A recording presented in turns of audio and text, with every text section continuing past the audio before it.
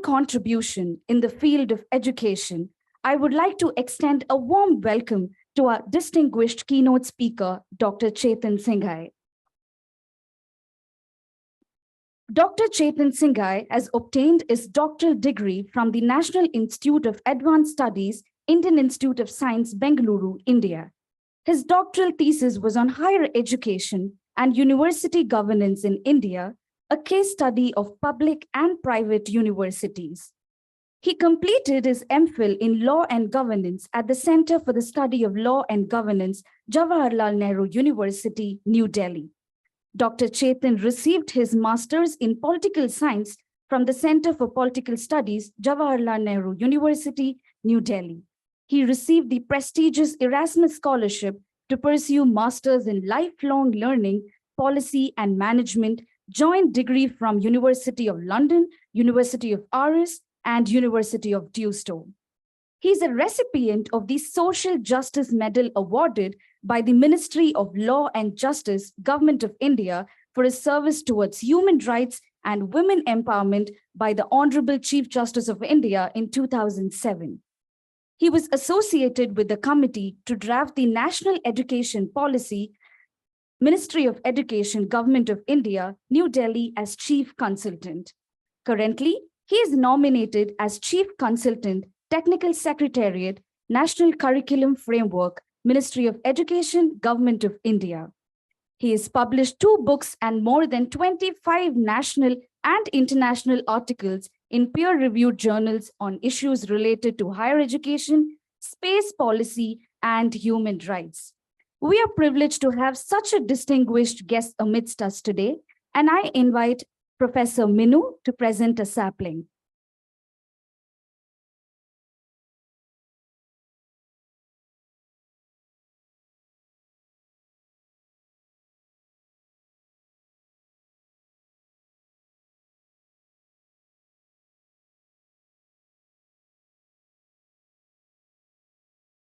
I cordially extend a warm welcome to all the eminent audience present here. We are honored to have you here, sir. I most heartily welcome you to take over the session.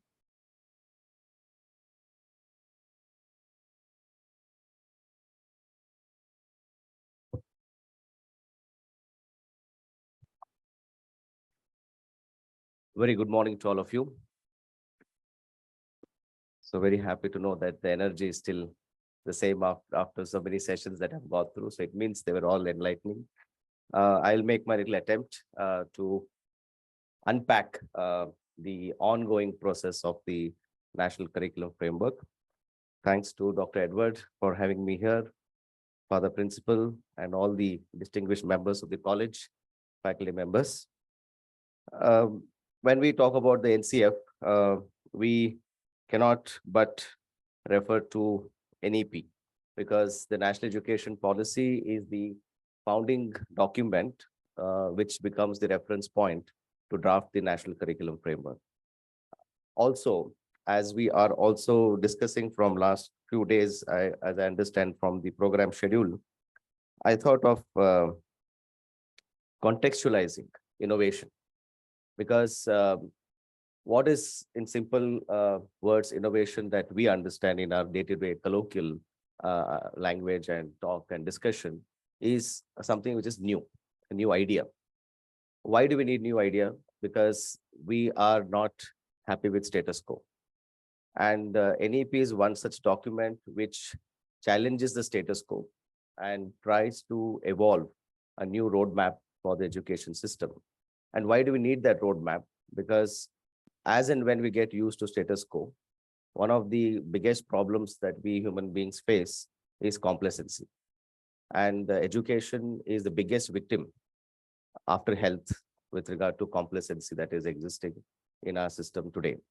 After a period of 17 years, when the curriculum framework was thought through, and after a period of 3 decades, when the national education policy was thought through, in first instance, it is quite evident that we were very late to reflect on the education system and the changes, right? The best analogy is smartphones.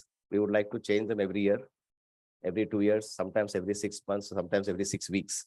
because that's the level of complacency that we want to overcome in using smartphone. Though I always say that we are also not that smart to use smartphones, because until we change the phone, we still realize that there are many other features which we have not used. So let's use this as a context to reflect upon the changes and how to overcome the status quo. And why should we overcome status quo? I think you are all the best resource person for yourself. That is it time to overcome the status quo, or should we remain with the status quo? And that is also a debate that we could engage in discussion. Another request is all the distinguished teachers, principals, etc., who are here. While I am presenting, this was early morning enlightenment for me. So instead of having the PowerPoint, I will be referring that in the discussion. When I'm sharing the key points, maybe you could apply your creativity in illustrating pictorially the points that I'm sharing. And maybe we could discuss through that. For instance, when I'm talking about the key features of National Curriculum Framework, how would you illustrate it? Like a flow chart, like a mind map. So similarly, every important point that you feel, how you could illustrate it, because that is also an act of creativity, which we all miss in our day-to-day life because of our own responsibilities and schedules that were literally not in our hand. So please use this occasion to also creatively see how you can illustrate the points. I have some creatives, but I'm not showing it for the sake of provoking you to think on those lines. Well, the agenda for me is to discuss the draft National Curriculum Framework. As you know, it is in public domain. I'll use this occasion and this platform to urge you to give feedback on the draft. It is available on Google. The Press Information Bureau has released the document. There's an email ID which solicits your inputs on the draft. I request you to please take your time out to read the document and give feedback where appropriate. That's another contextual point. So as I mentioned, the National Education Policy is a document which becomes a reference point. There's another transitory document which is called as the mandate document, which is also on public domain. It was launched last year on April 29th, almost coinciding the anniversary to the in the last few days, where that was referred as the constitution for drafting the National Curriculum Framework. So, and if you are not able to read the full document, at least if you read the mandate document, you will get the philosophy, the principle, the perspective behind the National Curriculum Framework. So please make a note of that mandate document, NCF, mandate document. So what is a major shift or innovation, policy innovation as envisaged in the NEP, especially which affects school education? There are many changes in higher education. This is not the occasion to belabor that too much, but of course, I'll be happy to engage in discussion. And another important point is that most of us here who are in this hall are also responsible people to envisage education as a continuum.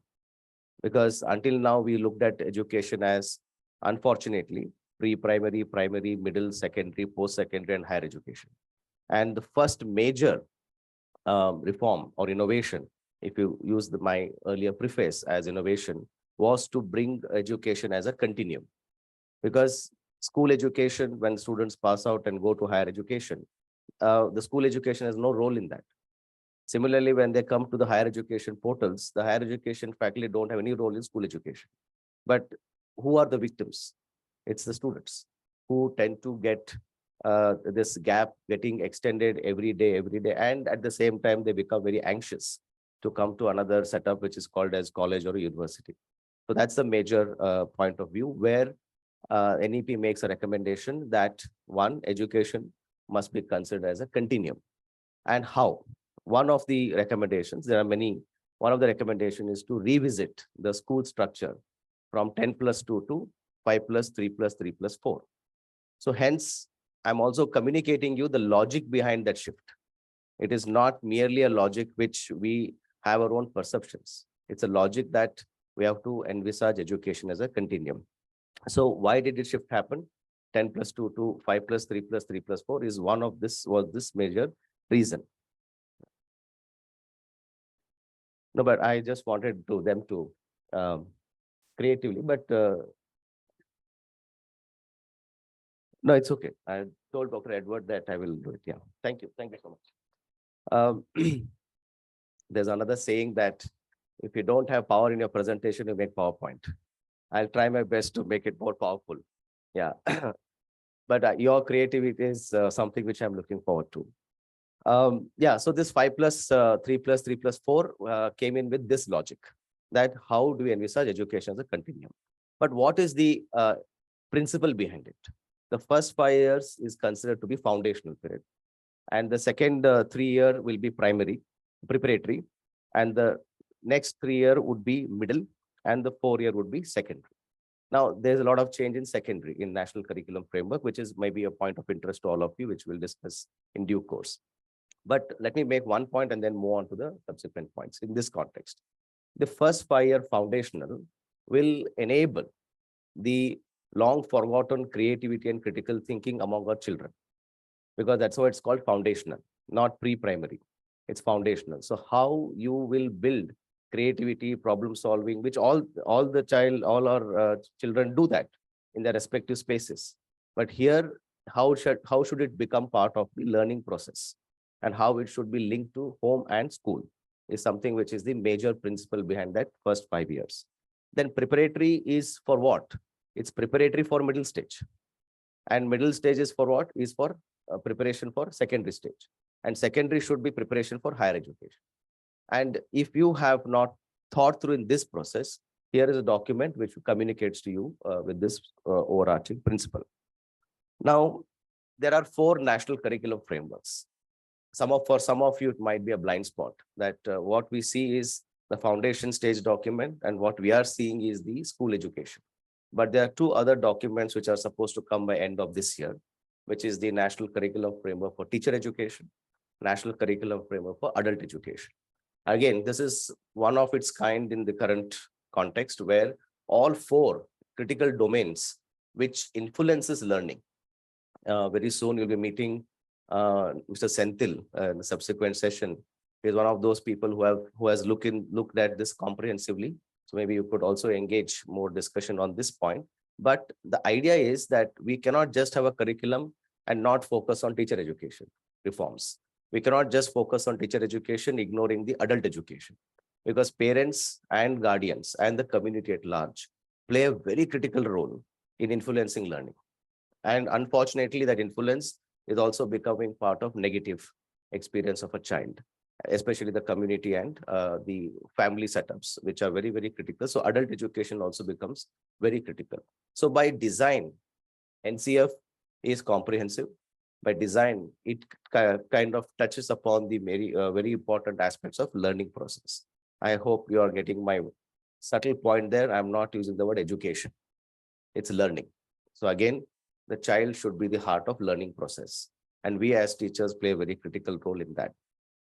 So right now we are in the finalization of the school education. Foundation stage was launched in February 20th this year.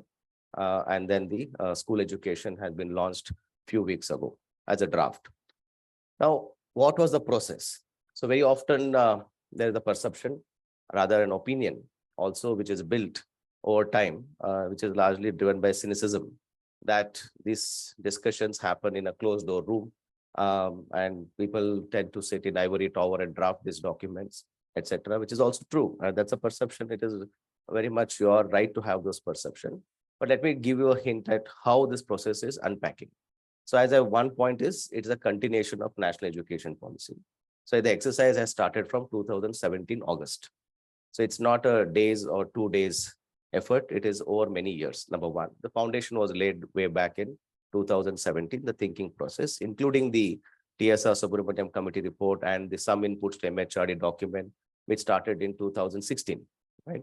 So almost we have now 9 years of solid work behind this whole process, number one.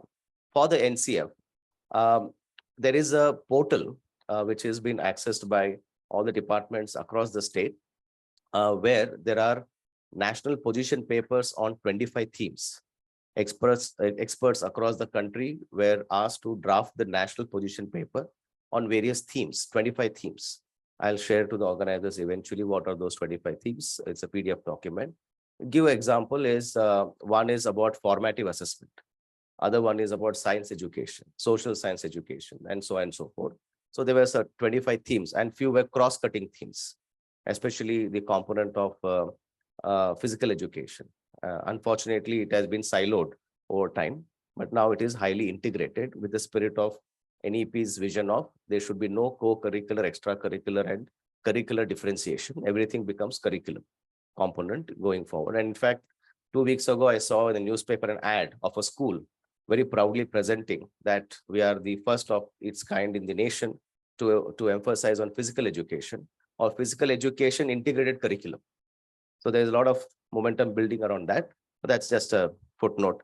So there was this national position papers. Similarly, each state, same 25 themes, each state constituted state position paper committees, and they had submitted it to the portal. And the technical secretariat was closely working with NCRT to review each of these documents and constantly make presentations to the steering committee chaired by Dr. K. Kasturi Rangan and other members who are there in the domain, including Dr. Manjul Bhargav and others. So they were continuously being updated. What are the expectations, aspirations of various? For example, the happiness curriculum in Delhi schools, government schools, was something which was a case in point to discuss. How they have constructed this curriculum, how the design, delivery, and evaluation happens, how much of that is aligned to the NEP's aspiration. And surprisingly, there was a lot of alignment with what was the aspirations of the NEP. Similarly, in northeast of India, we also had experiences of how bamboo becomes a reference point for engaging in learning by doing in respect to schools, which is also aligned to the NEP's how to make curriculum locally relevant. Because we have curriculum which is globally relevant, but more important NEP is how to make it locally relevant, because students can align. Just to give an example, in textbooks, we see reference of the name Raju or some popular names, and reference to Raju drinking milk, which will help him to evolve as a physically well-to-do nutritious child, and how milk is referred to as a act of nutrition. But in some parts of the country, milk is not that common. Milk is unheard of in many contexts. In fact, soya becomes a source of protein for many parts of the country. So it has to be locally relevant. Otherwise, the child will not be able to belong and align to what they are learning and what they would like to learn and how the learning experience happens. So those are the nuances which were also very closely discussed. So more than 500 papers from 32 states and union territories were solicited, and they were all reviewed closely. Then similarly, we had extensive consultations with NGOs like Arpan, who work on child abuse, unfortunate situations that we witness in school, including the component of what is the right touch and the wrong touch at that level. Then PETA, people's animals supporting the sort of NGO which works on that. So they also talked about how animals have been projected in textbooks, and hence that becomes unfortunately a situation where child distances himself or herself from animals. So how do we integrate? So such consultations were constantly held. One of the few good things of the pandemic was online world was much easier by then. So we're having massive consultations where they made presentations, where they gave inputs, and all of this becomes part of the right to information. And this is something which the NCRT accounts for. So at any point of time, we would like to know more, you can write to NCRT and say what were those inputs eventually when this draft is in public domain. And also you can reach out to these people. I'm happy to share the list also whom we have consulted. But it's an opportunity that we could learn from them because they have done excellent work. For example, the Arpan NGO have already developed a curriculum or curricular component with regard to this child abuse related issues. And they have the assessment component, design, as well as delivery of that already well laid out. And this is not just recently, many years ago. And they can now align with what is happening to the current context. Then there was district level consultations where there was a mobile survey. Then there was door-to-door discussions at like how we have elections where one school is identified as the election booth, and then teachers within the radius of 3 kilometers come and share their inputs in their respective languages. Then we also had finally the experts who, like Dr. Vinita Kaul, who is a consultant to UNESCO. She was also very much working closely with the pre-draft version, giving her inputs on linking psychology to giftedness, to talent, and every other dimensions of curriculum. So this is something, in a sense, the process which is ongoing. For foundation stages was adopted, and now for school education, it is ongoing. So the current draft, which you would be reading eventually, or if you have read already, has four broader parts. Part A talks about the approach. Part B refers to school subject areas. Part C is the cross-cutting themes, which influences teaching, learning, and the overall experience of the child. Part D is school culture and processes. And part E is the ecosystem in which the school is located. So one clear, evident point here that you can maybe link is the document itself is equally holistic.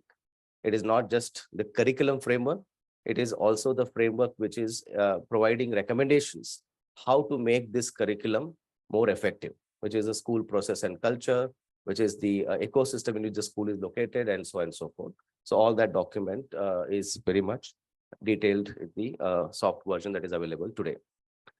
In the part A, what is described there is the aims and curricular areas of education, school stages, the logic and design behind school stages, especially the 5+3+3+4, then approach to learning standards, pedagogy, content, and assessment across stages, because we can't have one size fits all, as you all have experienced already. So similarly, with that new approach of 5+3+3+4, what should be the pedagogy, assessment, and content is also being designed. Part B has components of foundational stage, which already has been in public domain recently, language education, mathematics education, science education, social science education, arts education, interdisciplinary areas, physical education, vocational education, and then the secondary stage, grades 11 and 12. And now, as you see, the pre-university system to the current school education system, there is going to be major change, especially in the state of Karnataka. They've already merged the pre-university with the Department of School Education Literacy, which went through the nomenclature change very recently. It was earlier called Department of Primary and Secondary. Now it has become Department of School Education Literacy. And now pre-university has become essential part of that department. Earlier, they were largely autonomous, but with some administrative association, but now it is being integrated wholly. So that's a part B, school subjects and areas. Part C are what I call cross-cutting themes, values and dispositions that a school tend to engage with, a component of inclusion and equity, information communication technology, guidance and counseling. And I must tell that this was something which needed a lot of attention, guidance and counseling, which is very, very critical. So I'll also tell about what were the specific component there. Environment, that is our ecosystem environment, and rootedness in the local context. How much locally we can harness knowledge, practices, etc. Part D, school culture and processes. As I mentioned, I'll discuss in detail. Part E, creating supportive ecosystem is very important. Ensuring and appropriately having environment for learning is very, very important. As you see, various reports talk about how learning outcomes are not aligned to the respective grades of children. And partly it's also the learning environment beyond the curriculum, teaching, etc. And then the pupil to teacher ratio is very, very critical, because if we really have to have this innovation, then this pupil to teacher ratio is very important. Enabling and empowering teachers, and the role of academic and administrative functionaries is also component in the part E. Now, what are the overall key features that we can see? Actually, I am making this reading of the document easier by giving you the perspective. We can have more discussion, but I just thought many a time we get busy with our own work. So this is a sort of a preface or a trailer to the document, and you can use this perspective to read that. One is the aims of education. Second is human capacities, values, and disposition. and then the pedagogical structure, which demands us to be now innovative enough to engage with 5+3+3+4, integrative and holistic approach, and then what the child confronts and addresses in terms of the real-time issues and problems has to be accounted for. Then teacher becomes a primary focus, while child is a primary focus in terms of learning, teacher in terms of delivery of curriculum. Now, if we go further, the stage design, 5+3+3+4. So let's focus on the 3, 3, and 4, because 5 we're already out, the foundation stage, but the preparatory, middle, and secondary. What's the logic and the intent behind it? Let me take the first one, the stage for curricular structure. So in preparatory, the emphasis will be given on languages, mathematics, arts, physical education, and the world around us. So in preparatory, this is the major foundation: language, mathematics, arts, physical education, and the world around us. In the middle, and again, please go back to my first point. We are now operating on the principle of education as a continuum, not as watertight compartments for the each stages. That's a very important reference that you must have in mind to take these points further for discussion. And in the middle, in addition to what was there in preparatory, there will be emphasis on sciences, social sciences, and vocational education. So there is a lot of emphasis on mainstreaming vocational education rather than keeping that as an alternative, which was currently the practice in many places. So how do we mainstream vocational? It's also the aspiration of an EP. And in the secondary, it includes essential courses, which are, as we say, core essentials, which will continue to be there, but also there'll be a lot of choice for the child. That's why I told guidance and counseling becomes very critical, because when a child comes to you as a teacher or a principal or as somebody whom the child looks up to, you will be able to guide that child and say that this is where you make a choice, but not impose your choice on the child, but give options for them to choose. Choice-based courses, vocational education, arts, and sports. So this is the curricular structure change that we are going to see. In terms of content, what we are going to see is in the preparatory, textbooks and materials and some sort of manipulatives where the learning can be enabled will be brought in. But whereas foundation textbooks are not going to be so critical, because as you witness, there is something called as the magic box, which was launched on February 20th. Jadui Pitara, it is also called as. So that becomes play-based, discovery-based learning rather than through textbooks, because at that point of our life, we have not learned much from textbooks. But here it is, they actually apply their motor skills, thinking skills, creativity by feeling the sort of play-based material that is there. And in the middle stage, textbooks continue to be there, but intent is to engage with unfamiliar contexts and situations. Unfamiliar context and situation. Unfamiliar meaning not to deviate from the local, but they are something they have not got exposed to. So how do you bring that into classroom to engage in learning by doing what we expect them to learn in terms of competencies that we want to aspire? Then there will be a lot of detailed discussion on secondary, which I'll come to that in terms of the content. And the secondary is going to be a major point of change or redesign that is going to affect the policy expectations. Pedagogy in foundational, it must be and should be play-based and enable nurturing and caring. Whereas in preparatory, it must be activity-based and discovery-based. Whereas in middle, it must be direct instruction with exploration and inquiry. That is the expectation of the curriculum framework. Assessments. In foundation, it is observation and play-based again. Whereas in preparatory, it will continue to be observation of students' activity, worksheets, short formal written evaluations wherever appropriate.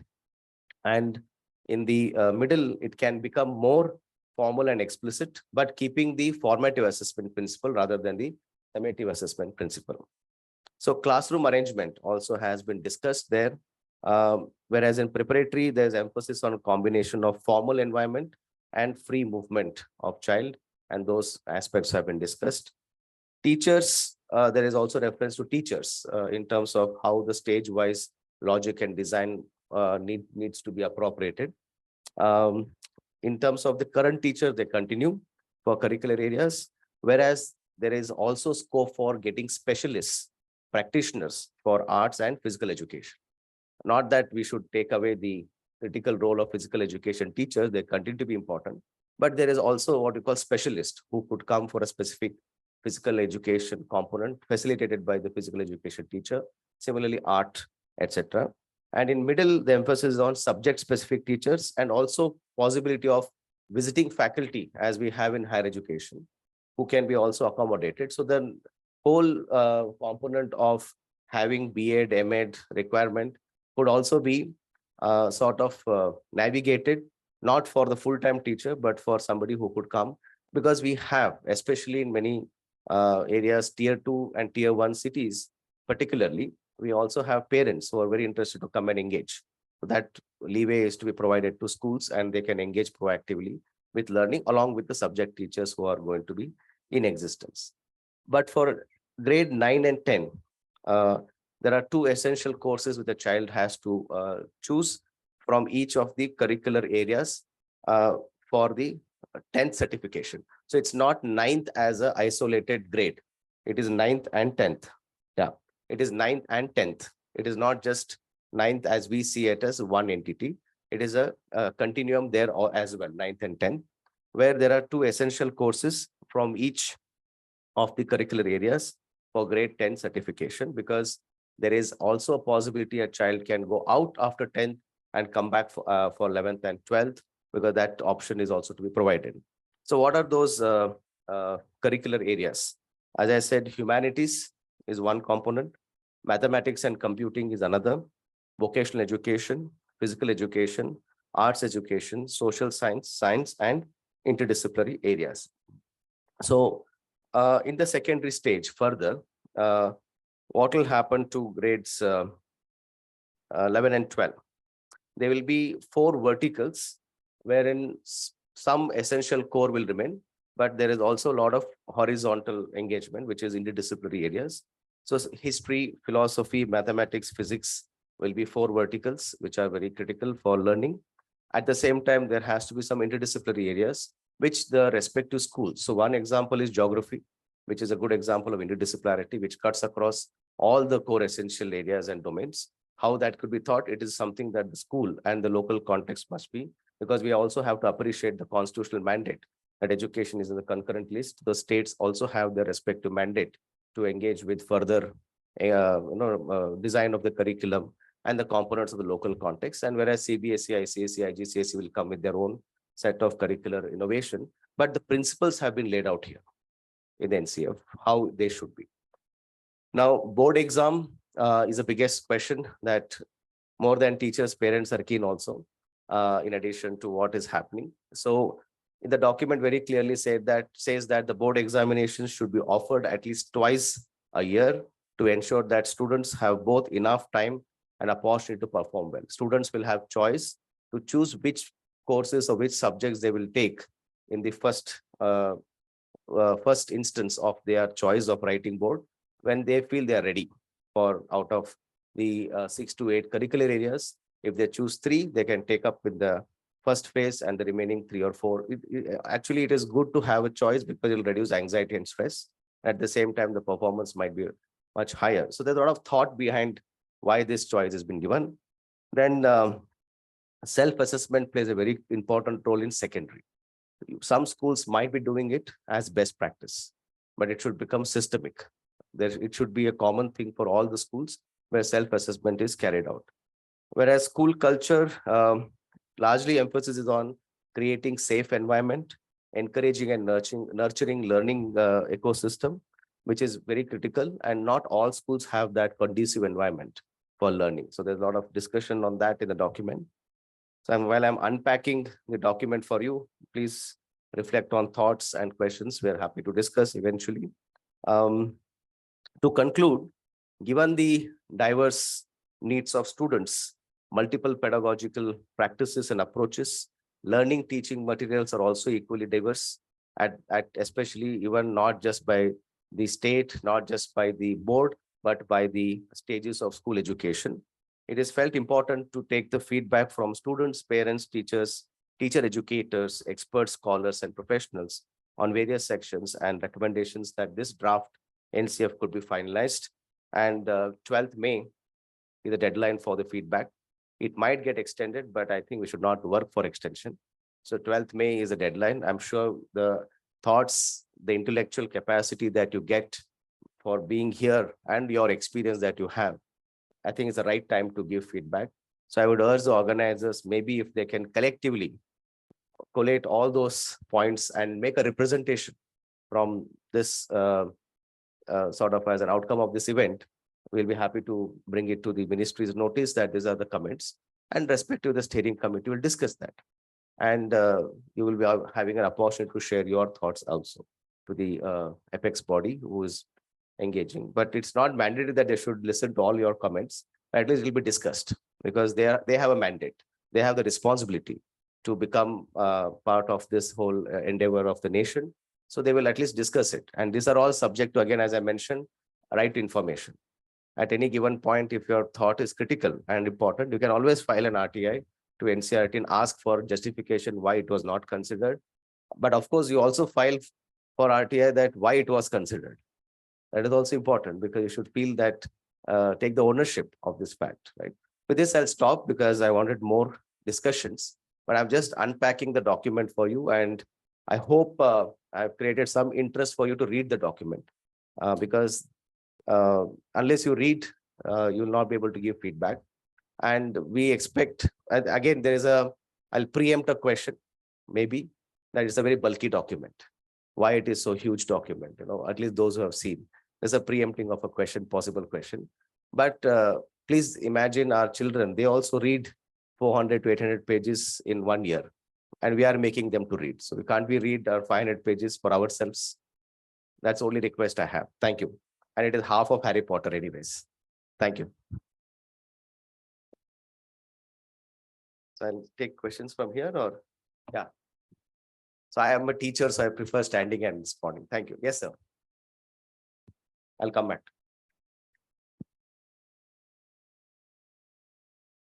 Sir, good morning. Morning.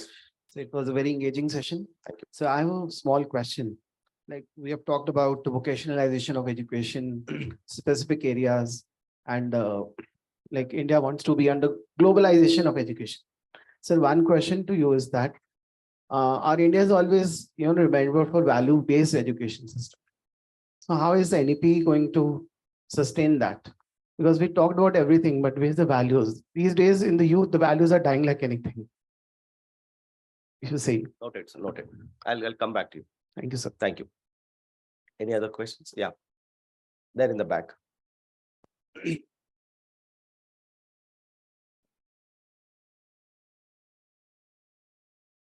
Good morning, everyone. Morning. Thank you, sir, for that wonderful presentation. Thank you. I have a query. As you said it in your presentation, the Delhi is concentrating on a happy mode of education, unlike Finland.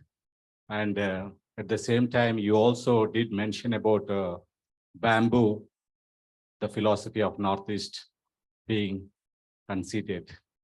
So now my question here is NCERT going to make a customized plan for each culture and the custom, or it's going to be a commonality, or are they going to give some space for the people and the states to have their customized curriculum?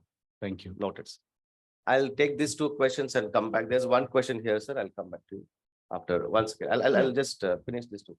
Please sit. Partly they are related, so I thought we'll take it together. See, NEP has very clearly laid out that values are very critical. But what happens is populism around these values has been only one-sided. That it is not just values of family and all that is very, very critical. But there's also constitutional values which need to build among children while we are engaging them. We do that, but it has become more ceremonial, not as part of curriculum, not as part of the day-to-day life, because we have assemblies. But how many children really remember assembly after they pass out of the school? Because that's the one thing they hate, because assemblies, because sometimes they're forced to be there. etc. But that is important entity. We cannot change that. That is a very important component of a school environment and the culture and processes. But how do we integrate that is linked to values are very much later, but it is linked to even now formative assessment. How much of those value-based engagement will become part of assessment? Because as you know, what is not measured is forgotten. And especially parents are very keen that still, because it will not come in your rank, why do you want to bother about these things? Because the constant issue among the steering committee, especially Dr. Kasturangan, was the rising addiction to drug, which is now becoming so unfortunate in many schools. How do we address it? It is largely in the value-based education component. So I think this is something that we need to reflect upon. It is very much there in the mandate document, in the draft NEP, as well as in the NCF. There's a section on value-based education, but the principle behind it is in the by stage-wise logic. In the foundation stage, they should be exposed to values, whereas in the preparatory stage, they should be engaging with values, whereas in the middle stage, they should have both exposure and engagement. In secondary stage, they become the ambassadors of values. That is the incremental way of looking at value-based education, which is, I think, foolproof if we are able to engage. But it all depends upon how teacher education and the ownership of teachers will be there in terms of this perspective, value-based education as a continuum in this component as well. Sir, NCERT's mandate is very specific. They cannot direct states to do certain things because states also have their mandate. But the NCERT, as the previous NCF, can only give the framework. That's why it is called National Curriculum Framework. So from the framework, the content has to evolve, the pedagogy has to evolve, the assessment has to evolve. So there is a clear mandate which NCERT has as autonomous institution under the Ministry of Education, like our NAC, which is autonomous entity under the Ministry of Higher Education. So the mandate is clearly established. So that is why there were state position papers. Otherwise, NCERT would not have been bothering about the state perspective if that was the case.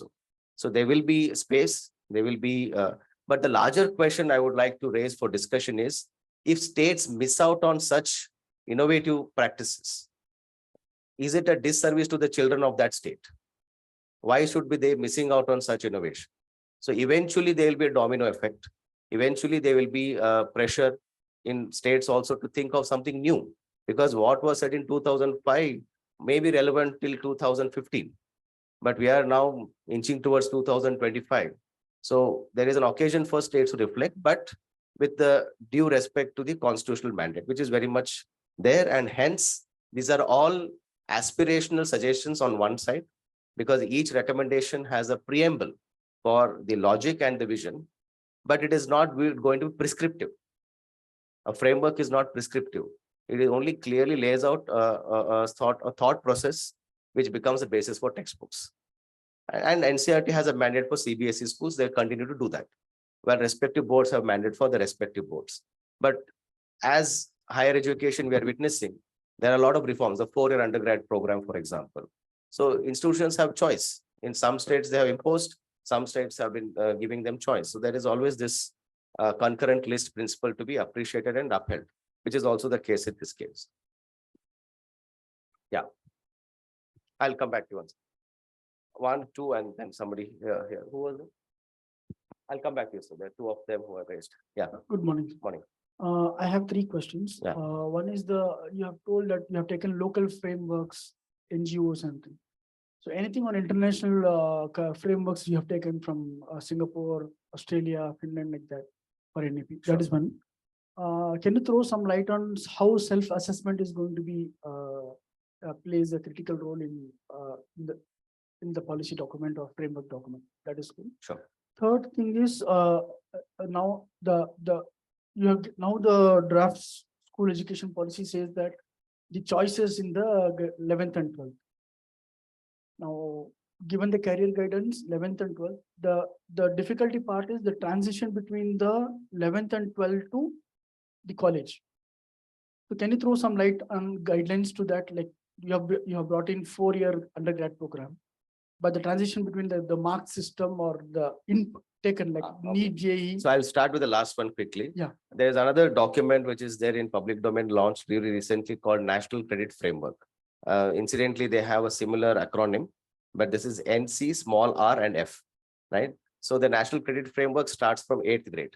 It lays out the expected levels of qualification and competencies for a 8th grade child to 12th grade, which is keeping in mind, and it goes up to PhD.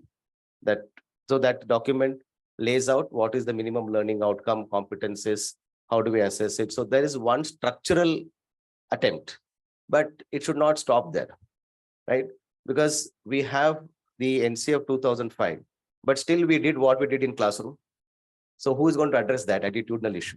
So that is something only we can. So similar to your earlier question, there should be self-assessment for teacher also, that they have to constantly ask that, did I deliver what I should deliver?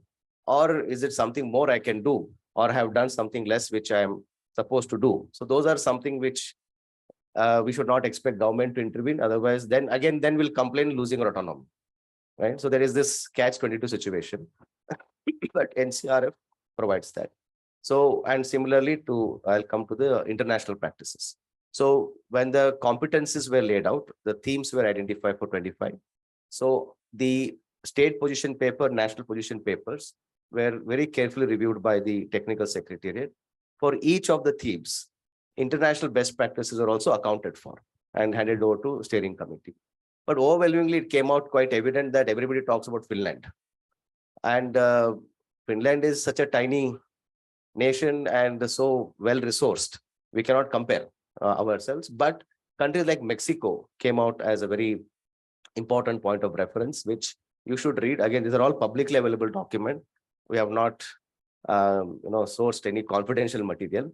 But Bhutan also was very interesting. The national education policy of Bhutan overwhelmingly refers to peer learning, formative assessment.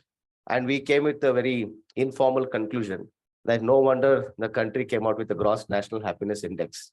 So it is though it's not ranked very high, but the idea emerged from there. So how happiness is linked to learning is one of the ways. So these are all. Sri Lanka was also a very important reference, which you could also look into. So we actually came with a larger perspective that why do you have to look to West? We have our immediate neighborhood, which has very interesting idea, and they are culturally aligned. Philippines is another example. So yes, that was accounted for. But as I say, there is always this much and that much can be considered because the ideas are there. Vocational education, as I said, Mexico was one reference point that was considered here. But of course, we can keep adding to it. But yes, this exercise was done. Self-assessment in the mandate document, I'm just referring to the document, page 107, mandate document. There is a reference to holistic progress card. And in the last 8 months, I visited close to 122 schools with my little capacity of understanding, though I am in a higher education domain, but NEP has taught me not to think like that. I'm seeing it as a whole, where everybody has this holistic progress card, but the intent is not what it's supposed to be. I think now that micro level detailing is required. So there it mentions, quoting that section, I'm quoting, the progress card will be holistic, 360-degree multidimensional report that reflects in great detail, the progress as well as the uniqueness of each learner in the cognitive, affective, and psychomotor domains. It will include self-assessment and peer assessment and progress of the child in project-based and inquiry-based learning, quizzes, etc., etc. So self-assessment is a component of the holistic progress card. But the document, this is the mandate document, but the draft document which I was discussing has a chapter on that in the third part C, where it talks about self-assessment, which is based on the child, but largely emphasis on secondary education, not much on the preparatory and middle, but secondary is more critical there, because, and hence guidance and counseling becomes critical, and people-teacher ratio becomes critical. Yeah, so I hope I addressed all three questions. Structurally, yes, that is the one attempt which has been made. But as I said, it's more attitudinal issue than structural issue. There is other project called START, which has been thought through by UGC. where they want to engage with higher education institutions. First year undergrad students, when they come, there is a bridge course or orientation to be provided. It's not yet taken off. The start has not started yet. Very soon they will have that idea, but thought process is there. But we should not depend on this macro level interventions. We should start doing. See, nobody stops us to orient our child when they go from school to higher education. Nobody stops us. There is no guidelines that or circular that you should not do it. Neither the higher education, there is no circular guidelines that there should be a bridge between they entering into the portal. So we have orientation, but that orientation composes of what is our institution, not where they are coming, why they are coming, and what is the difference between where they are coming from and how they should link. So those things are institutional centric. So hence, please avoid as much as possible to pass the buck to structured institutions. We should see how much autonomy we can exercise and make the best. Right? Yeah. So very quickly about the language policy, Yeah. the 3 language policy. Yeah. Now, like a board like ICAC offers foreign languages also, like French, German, Yeah. Spanish. Now with the what's this? Will be sort of restricted from teaching these languages. Yeah. So the 3 language formula, again, the mandate document clearly states is that when we are anchoring the curriculum on the local context and locally relevant practices, it is respect to schools who can decide on what language choice they would like to give. Number one. Number two, the intent behind 3 language formula is not to propagate the languages as the nation as we think about. It is to harness, one is component of mother tongue or home language. That is very important. Native language and regional language.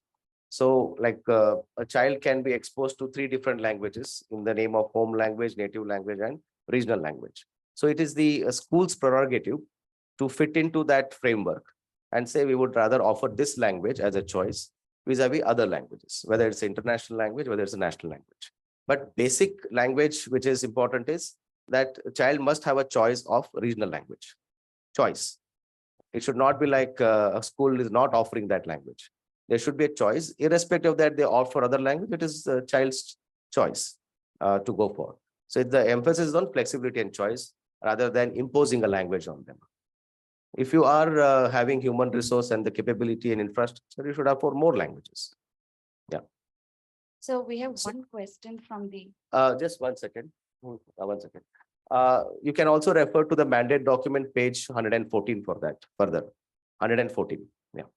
We have one question from the online participant. This from Oh, Johnny. sorry, Yes. I must apologize to online participants that they were a blind spot for me. Sorry. It's Welcome. from Johnny CS. Yeah. How far does the NEP and NCF address the issue of diversity in the country while framing a common educational policy? No, it is not. It is a wrong perception. In fact, from the last 30-40 minutes, I'm emphasizing that the curriculum must be locally contextual, means it has to appreciate the diversity, number one, and the vastness of the nation. Hence, I use the example of geography, that it is highly locally contextual while there are global issues of climate change and all, but it is not the case. So the concerned participant, I forgot his name, Mr. Johnny CS, please refer to the preamble of the education policy draft, also the mandate document vision mission, plus the draft NCF. It is very clearly said there is no scope for any sort of imposition of or on any state or institution to have a particular curricular framework. Only it gives what you call the roadmap, how they can account for the curriculum design. And of course, you should now push your respective boards. Don't be passive. Please communicate your respective boards. Please don't be at the receiving end. If you don't proactively push them, then they will keep on pushing on to you. So this is an occasion to please, and when can you do it? Only when you read the document, when you internalize the document to the extent of the questions that you have, give feedback to the document, and appreciate what is relevant to the context of your school. Please push them back and say, we would like to have this. And this is an occasion. So there is already a momentum built around this. So I'll be happy to share these documents. Sorry, there was one last question. Can we take? He had hand up. Sir, I have one question. Sir, sir had his hand up earlier. If you don't mind, can we? Is there a break after this? No break. Okay. So then very quickly I will respond. Sir, But mine I is might be half in my response. So please bear with that because of time. Other speakers. sir, mine is a quick question that is similar to the sir was asked. Ah. Considering to the +1 and +2, so the students, those who studied in the commerce background, so they can take science courses also when they come to a degree. So here also, Kristu Jayanti College, some of the students, they have taken electronics, though, but they studied commerce background. So, but they are even the students as well as the teachers, we are facing a problem. Even we cannot teach them the basics, because we will be having some particular syllabus. So, what are the measures they have taken? Because it is a Got it. gap between the +2 and the degree. So as I say, any change will go through certain challenges in the initial period. So the bridge courses that your college is going to offer is very critical for them. But let us also accept the fact that those children are very much creative enough to learn if we are able to engage closely with them. So we need to have some time and space and some patience to engage with them and have the curriculum quite specific in order to have that bridge course. So that, but why do you have to limit their choice? They have all the freedom to study what they want to study. But here is our, it's an opportunity for us to now learn from that exercise and make the bridge course more effective and see whether you can also have some hands-on vocational based component for the electronic courses where they can actually learn from. So this is an occasion to reflect and think through and develop that curriculum. Like 4-year undergrad also is going through the same challenge, how to make UG more research based.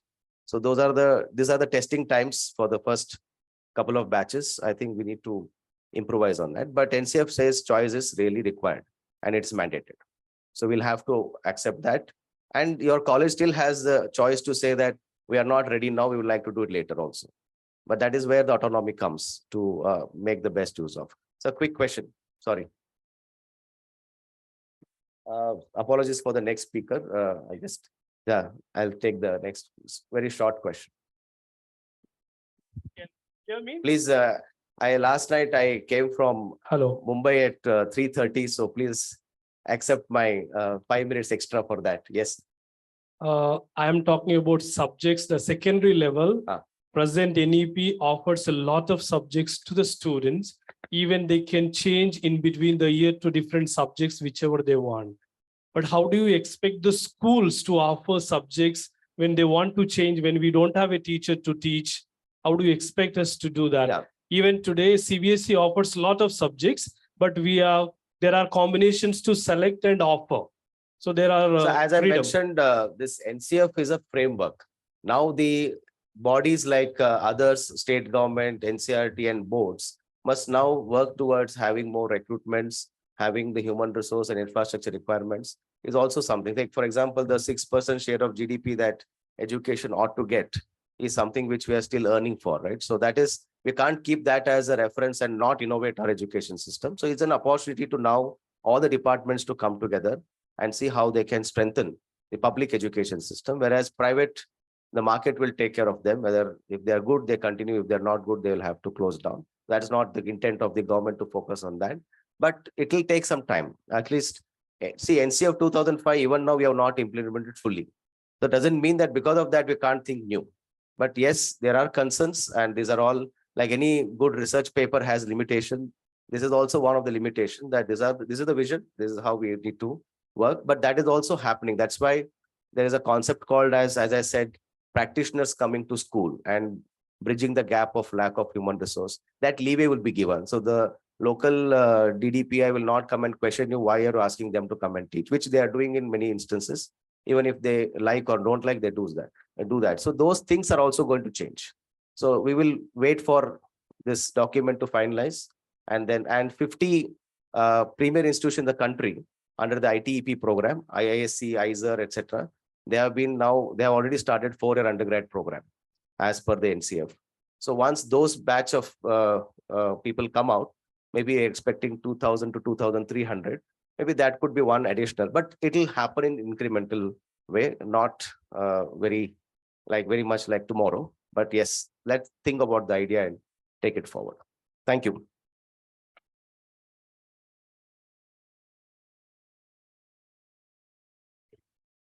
Thank you, sir, for this enriching session, which explained the different learning outcomes and competencies Your insights were incredibly helpful in understanding the CREEP principles and objectives.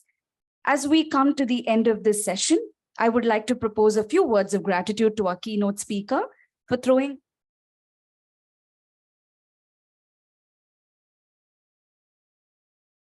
light on the future dynamics of education. I now request Dr. Jonas Richard to present a memento to our speaker as a symbol of gratitude.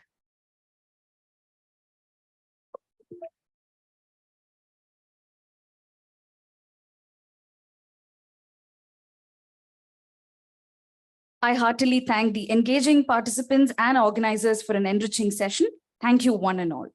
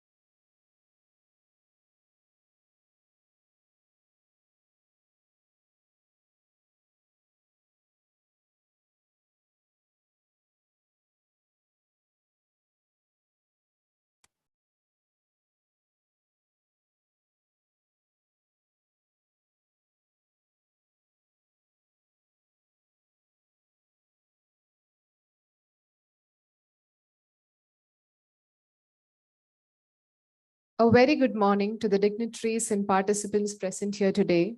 I extend a warm welcome to all of you for the fifth technical session on day 2 of the 8th All India Educators Meet, Transcending School Education by Embracing Innovation. This session, titled Promoting Whole School Wellness Strategies for School Principals, emphasizes the significance of a long-standing yet currently pertinent approach of whole school wellness. Promoting whole school wellness is an important topic that has gained significant attention in recent years.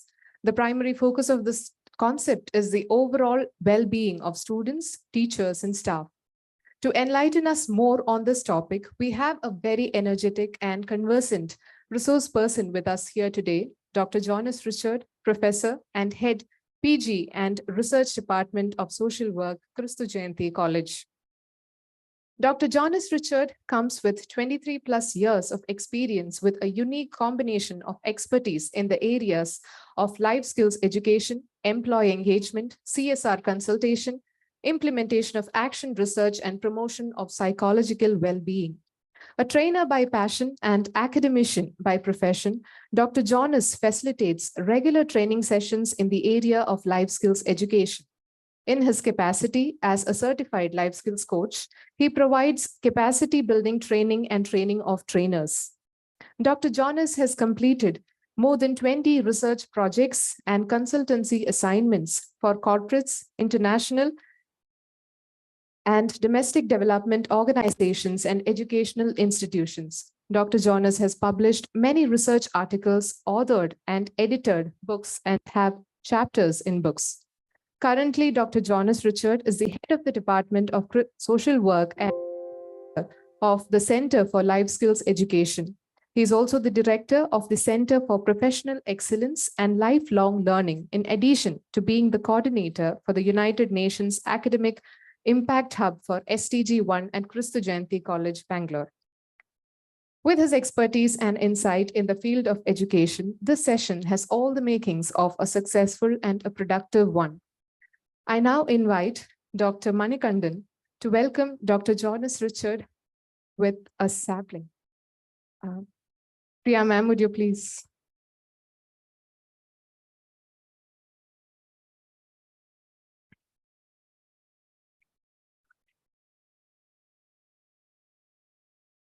I wholeheartedly welcome you for the session, sir. Thank you.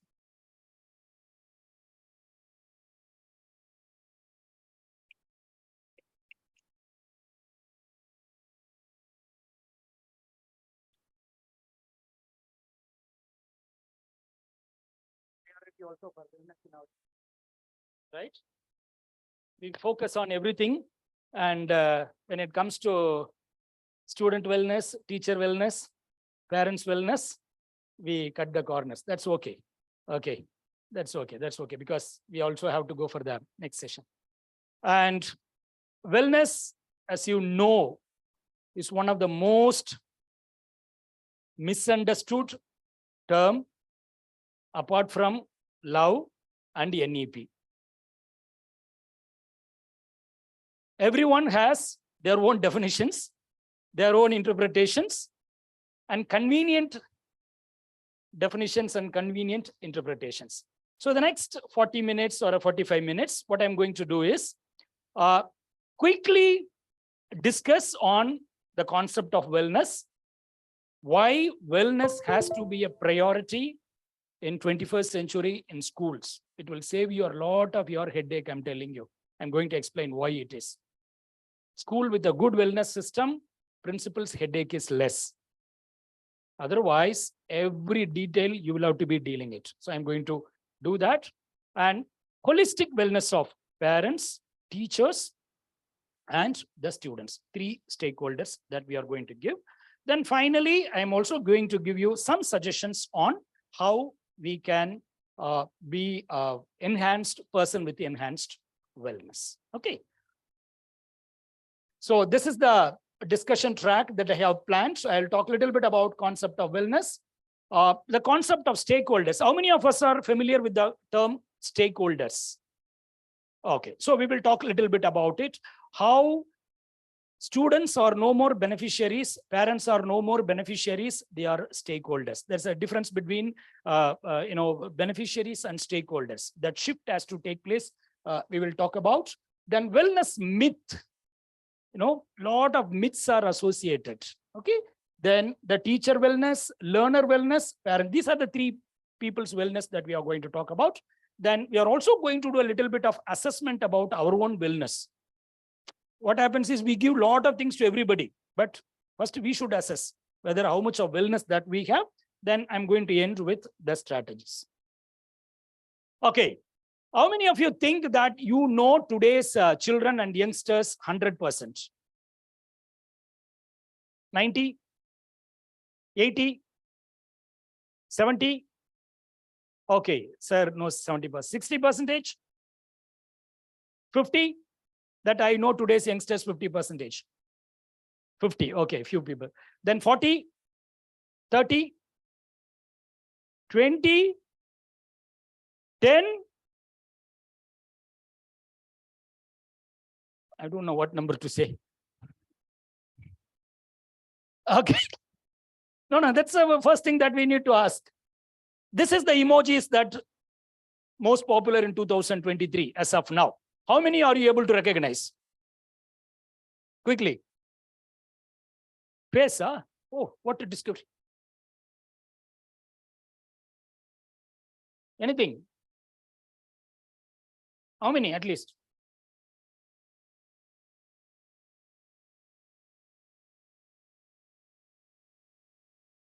Okay, very good. Okay, one is happy, sad, and okay. What do you say, sir? What is this? What message exactly? They have a message. When you, instead of this, when you put this, there's a big fight between friends. When this is meaning, why you put, we don't know, sir. This is confused. Okay, this one. Okay. So just for you to understand where we are now.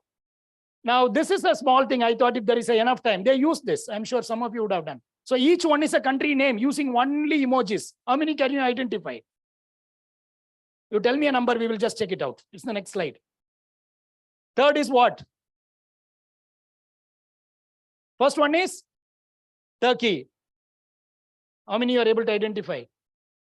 11 is Pakistan. 6th is Japan. Okay. Japan. Okay. Iceland. Okay. No time. So we are just moving.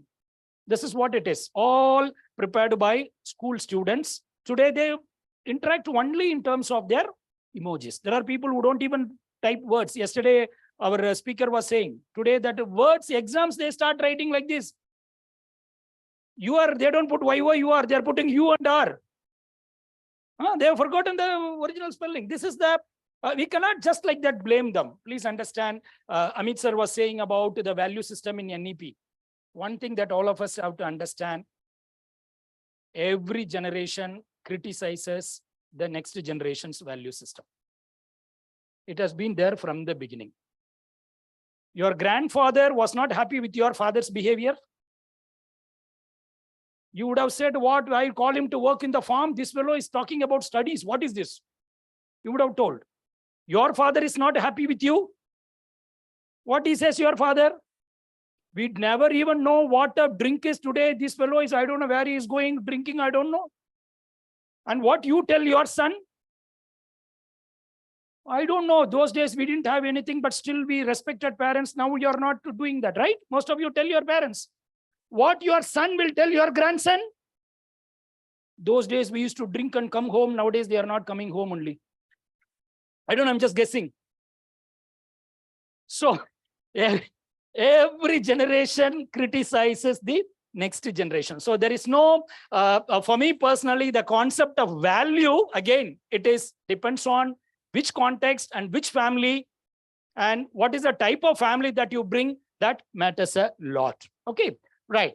Now, just look at your date of birth and find out which generation you are. Then I have a message for you. What is your age? Okay. I don't think any Gen Alpha is here. Okay. Gen Z is here? I don't think. Though madam was supposed to bring one Gen Z. Okay. Right. Gen Y? Okay. Some may be there. Zillennials? Some more may be there. Now, why I am saying is that each of these generations look at wellness in their own way. That's what I'm saying. It is highly relatively term. So what is required for us is to understand today, my first standard child, what is his wellness need? I have to satisfy that. What is the wellness need of a class 12 student? And I have to satisfy that. The wellness that you give to your students in the school may not be the wellness at home. So therefore, the concept of wellness is highly relative. The smart people, intelligent people will know, identify what is the wellness for each category of people and fulfill it with a value-based approach, with the values. That is what I would like to tell you. Now, look at this. This is what it is. Different wellness people and their characteristics. I'm going a little fast. Right. So what is wellness?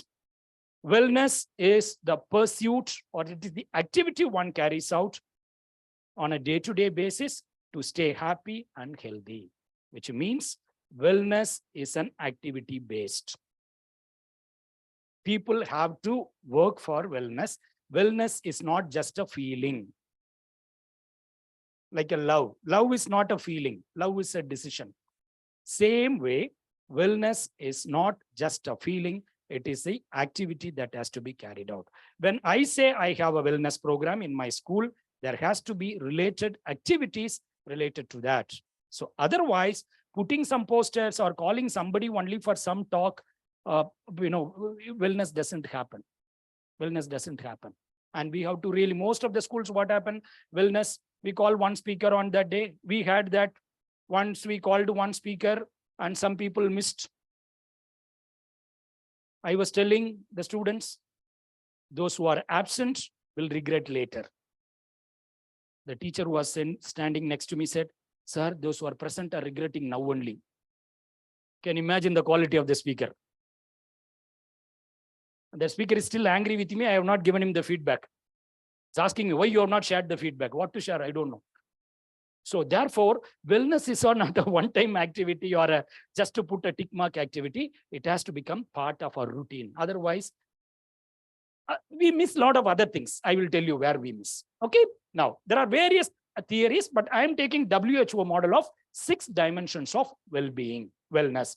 One is wellness is physical, wellness is mental, wellness is spiritual, wellness is emotional, wellness is social, and wellness is environmental. When we take care of everything only, there is a holistic wellness and whole school wellness. Otherwise, in bits and pieces, people may excel. What we call it, isolated excellence. Isolated excellence. People may study well. They may not participate in cultural activities. Some people participate only in cultural activities. They will not come for academic programs. Some people will be good only in sports. No, that is not the the purpose of wellness. Wellness is holistic. All areas have to be covered. Only then we can call a person. Otherwise, operation success, patient died. You can say that the person achieved this, but then the holistic wellness is not there. That is why people, you find most of our clients are IT couples. What's happening them? They don't do, excellent. Money is not a problem. They are super duper excelling them. But then what happens to their family life? Horrible stories I can share with you. People are not so happy. Family is into troubles. Not because there is a difference of opinion. People are not able to accept the difference of opinion. So that IPR, interpersonal relationship, they are not able to cope up. The reason is the correct message on the wellness was not given to them. Now, this is what I said: physical, mental, emotional, spiritual, and social. But wellness is also most misunderstood, as I said. Each person understands wellness in their own perspective. Some people think it is only a program. Some people think that it is only going for a party. Some people think that it is only sleeping. Some people think that wellness is only eating. So when people misunderstand, please understand, anything that we don't understand, we criticize. Anything that we criticize, we don't learn from that. That's what happens even in wellness programs. Either it has become one or two individual centric, or it becomes only one dimension of it. As a result, the holistic concept. Myth, you understand the word, no? Myth. What is myth? Something which is not true, we still keep believing. Right? We will. Now I am away from my school for the last 3 days. People are missing me in my campus.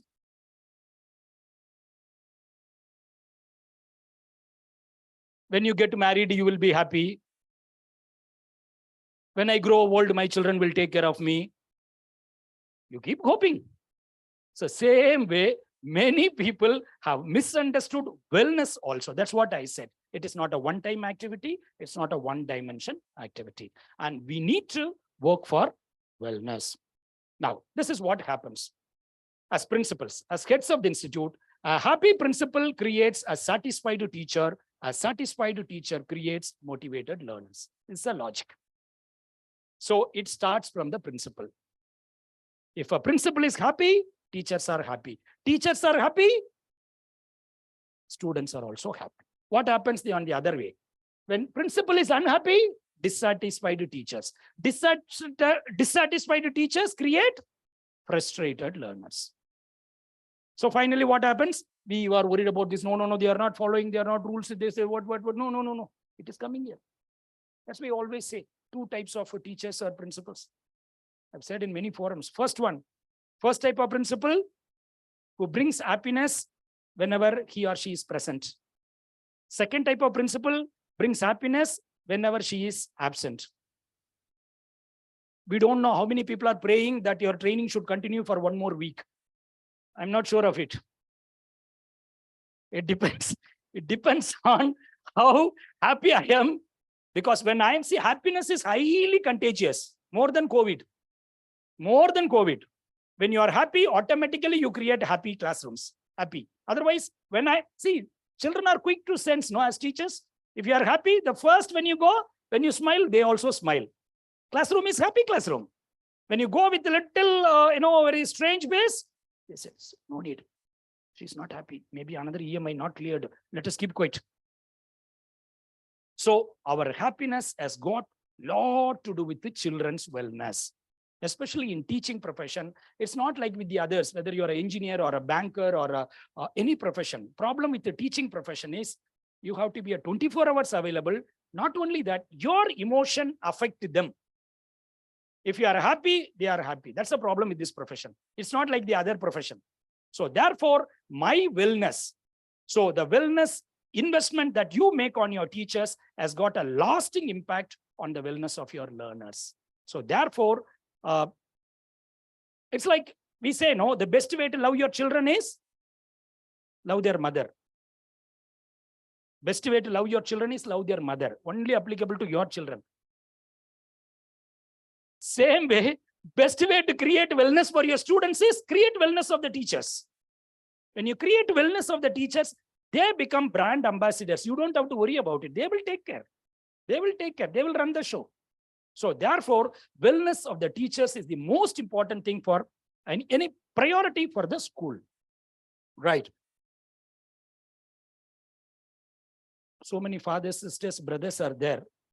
Forget about wellness. What is there in Matthew 15:14?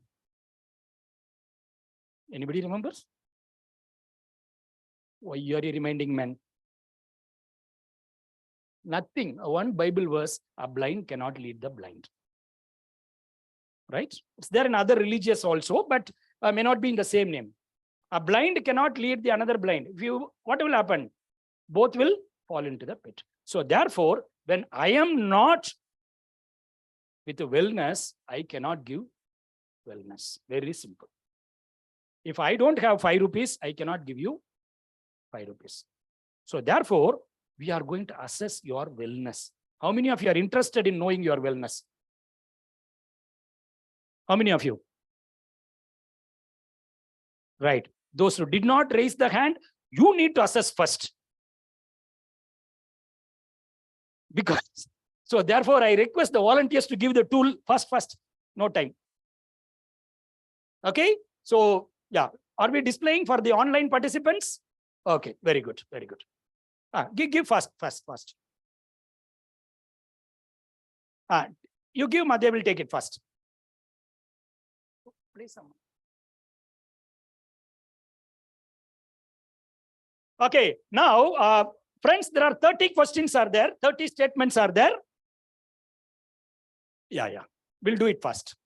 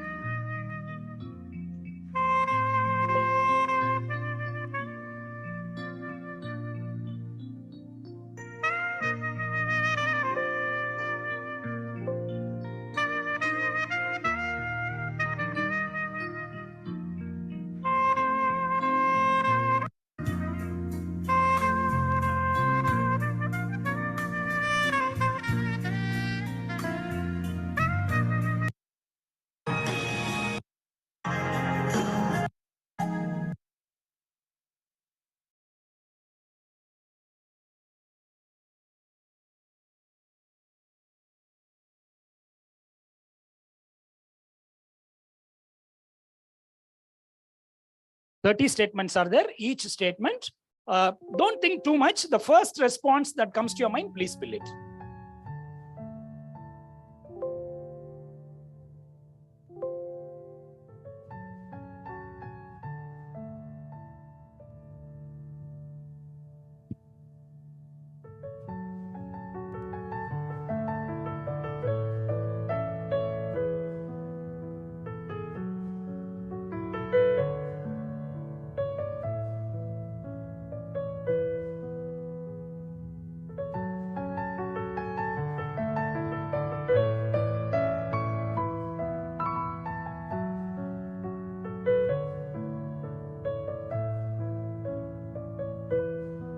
please share it for the online participants. The Word document is there.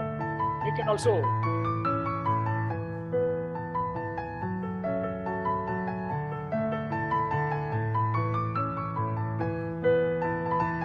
Whoever finished, just say, I am happy. Say, I am happy. You're happy, sir. Very good.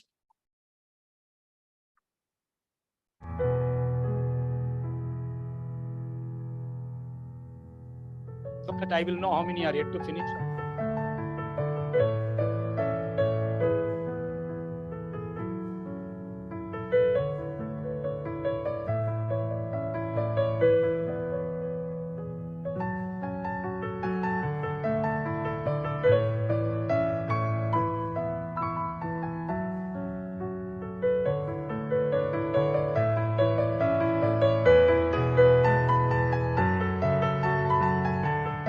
Okay, I'm happy. Okay.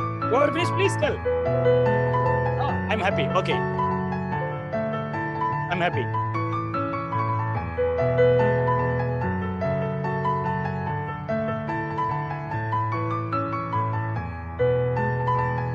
Happy. Amit sir is happy.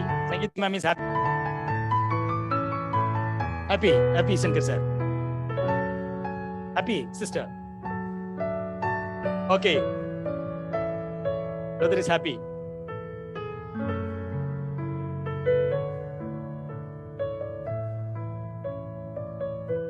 Happy, ma'am. Okay, happy, bro. Happy. Like I finished it, but I'm not happy. Happy, brother. Happy. Happy. Okay, those of you who finished, please total the number that you have circled. Whatever number you have ticked or circled, please total it. Online also. They are also happy. Very good. Oh, online also. How many are there? Very good. Very good. Good. They are also happy. Good.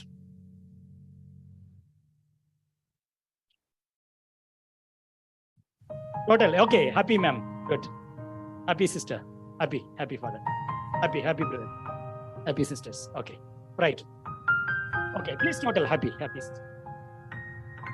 Total. Happy, ma'am. Happy, ma'am. Okay. Happy, sister. Okay. Total. Total. Totaled. Okay. Happy, ma'am. Okay. Okay. I'll come back, ma'am. Anybody got 91 and above? Anyone got 91 and above? Anyone got? Forget about wellness, improve your maths ability. Total 90 only should get. You should get 32.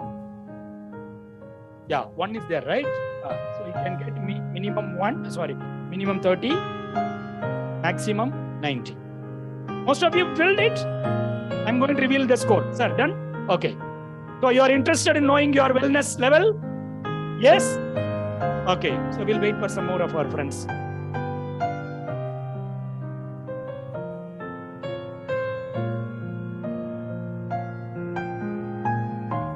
Okay. So, dear principals, this is your wellness level. If you have got between 75 and 90, congratulations. Please, yes, you can clap. Okay, brother God. You frequently use strategies to support your well-being, to keep doing what you are doing. Maybe even share some of your strategies with others. Probably you are also making other people for their wellness. So very good, very good. Congratulations. Can I have just a raise of hand? How many are under this category? Oh, good number. Good. Second, if you are between 50 and 74, it is great. You are doing some strategies to support your well-being, but you could try the more consistent energy. Okay, so those of us who have the last between 0 to 49, have you heard the saying, put on your own oxygen mask before giving to others.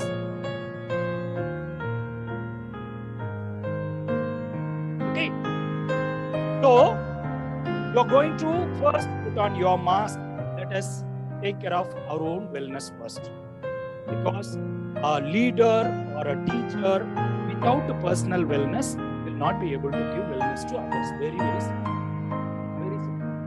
So the top priority, even before giving wellness to the teacher, even before giving wellness to the parents, even before to the students, my humble request to you, with the due respect to all your experience and expertise and the institution that you are from, I know all from great institutions, but our wellness.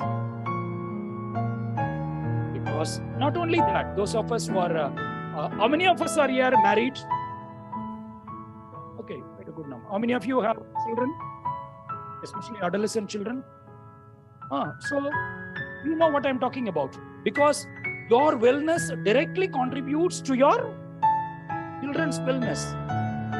Your children will be more happy if you are happy.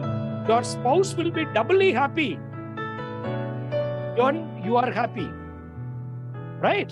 The only way to create more confusion at home is you pretend not to be happy one day. You see what is going to happen. They will be happy. Oh, very good. Okay, so what I'm saying is that our personal happiness matters a lot to do with that. So wellness is all about striking a balance between those 6-7 elements. Now, I'll come back to the concept of stakeholders. Now, stakeholders means those people who are interested in our organization directly or indirectly. Very simply, I'm putting it. Those people who are interested in our growth of the organization or even not so growth of the organization. Generally, we talk about, for example, your parents, parents, teachers, students, competitive schools. There are some schools who strive only because of us. Whomever you kick out, they take them. Right? There are some schools. And neighbor, your immediate neighbors. One Xerox shop fellow in front of your school, he's an important stakeholder. Don't underestimate him. He can create big news for you. The local media newspaper fellow, he's a stakeholder. So we all need them, but based on what level they can contribute. So we call them primary stakeholders, teachers, students, and parents. Secondary stakeholders, community, other schools, media, all the others. But today, I'm not going to talk about this for lack of time. I'm going to concentrate only on the primary stakeholders. So how do we ensure wellness of primary stakeholders? Parents, teachers, and students. That is, when we say primary, those people whom you are dealing face-to-face on a daily basis. Daily basis, you are dealing with them on a face-to-face, because these people's wellness also decides your wellness. Imagine morning fresh, you are going and sitting Monday morning in your office. One simple case comes and the teacher irritates you like anything. Your whole day is gone. Have you experienced? There are some people you purposely avoid, right? Yes. I have had 1 or 2 friends. You talk to him for 10 minutes, 2 weeks, depression guaranteed. So what do we do? So you have to very carefully navigate meeting these people. So their wellness is not going alone with them. Since they are primary stakeholders, our mental health also gets disturbed because of them. So therefore, the best way to manage is I stay mentally happy, peacefully, and my wellness is taken care and I give it. So when I have that, my human environment changes. When I have a happy human environment, I am happy, I'm able to contribute, and I have, the last sentence you would have read, an overall sense of satisfaction. You find a purpose in what we are doing it. That is very essential. Very essential. It is not a religious concept. Those days we used to think, no. Today, if you want to be happy, we need to find a meaning in that. We need to find a meaning. If you don't find a meaning, we don't know what we are doing it. Sometimes it happens, right? We don't know. So therefore, to find a meaning, wellness is required. To have wellness, we should at least take care of the immediate human environment. This is a small theory, but I will skip. That is a stakeholder management theory. That is, All the stakeholders can be divided on 4 categories based on the power they have, based on the interest they have. For example, some stakeholders, their power is very low, their interest is also very low. Right? Your immediate neighbor next to the school, there is a shop or there is one family. They don't have so much power over your school. They are also not bothered about what's happening inside. Right? But still, you need to manage them. Don't underestimate them. Minimal effort you need to put. There are some people, their interest is very high. Okay, and the power is low. Maybe a poor child studying in your school. They are so much interested, wanting to know everything about the school. They cannot do great things for you in the school, but keep them informed. Don't underestimate them. When problem comes, issues come, we need them to be with us. There are some people whose power is very high, interest is low. Maybe the local politician whose children are not studying there is very powerful, or the local media person. Okay, but he's powerful, but he is not directly interested in what's happening in your school. But don't underestimate that person. Keep them satisfied. Minimum effort you need to pick. The last category, their interest is also high. They are also very powerful. I'm sure in most of our schools, this category will be more, right? Big politicians or a senior police officers or a media guy. Okay, his children study in our school. They are the key players. Manage them on day-to-day basis. Now, when you get back tomorrow to your institution, make a rough map of who would fall under which category. It's only a mental map. Mental map.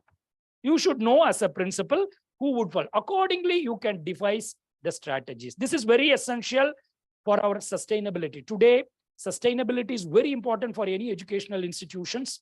If we want to survive for a longer period of time, we need the stakeholders. They are no more beneficiaries. That approach is dying.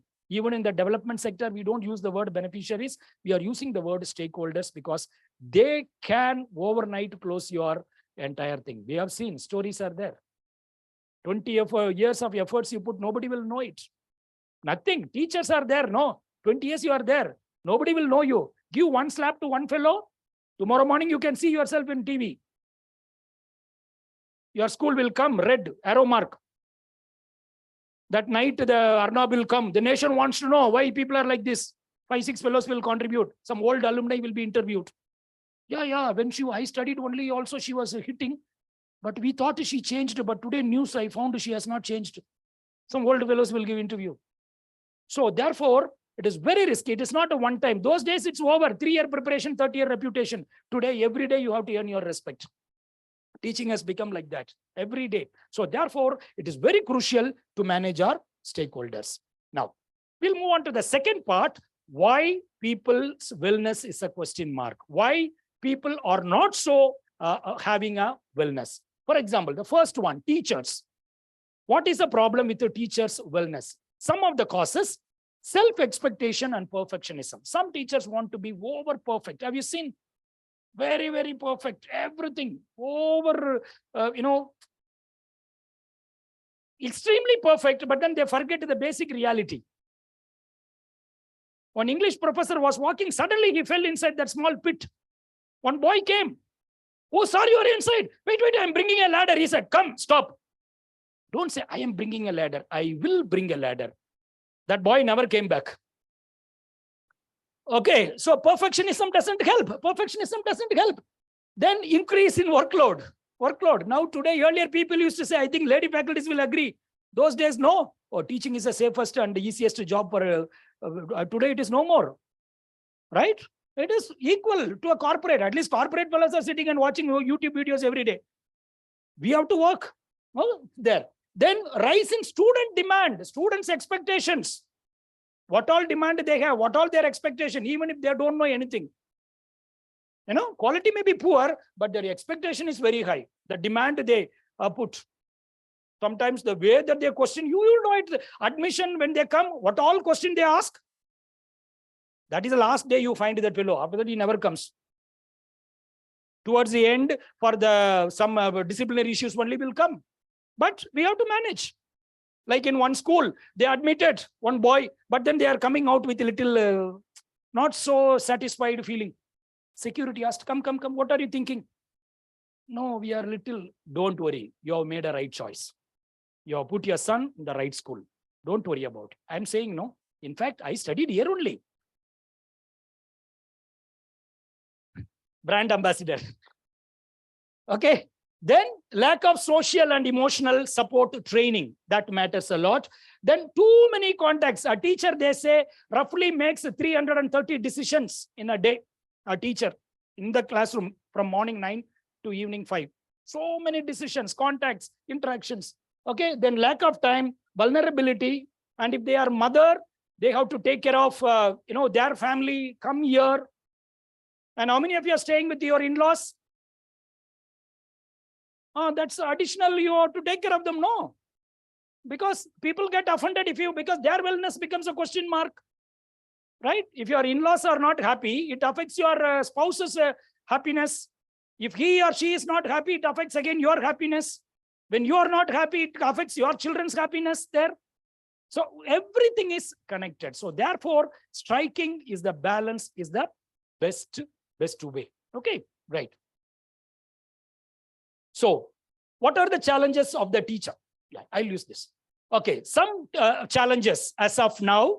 One is technology dependence. COVID has taught a big lesson. Earlier, it was not a big deal. Okay, now technology, student discipline challenges. So much issue. I know you know that. We had a recently one meeting for parents in my son's school. The coordinator came and told around 15, 16 rules given by the government. Don't make him stand outside, don't scold him, don't no physical abuse, all that. Finally, she is telling, with all these, no, how can I maintain discipline of your child? So therefore, discipline you take care at home. It's a big challenge. I know, you know that you are managing it out every day. Parents are over concerned sometimes. Small school, no?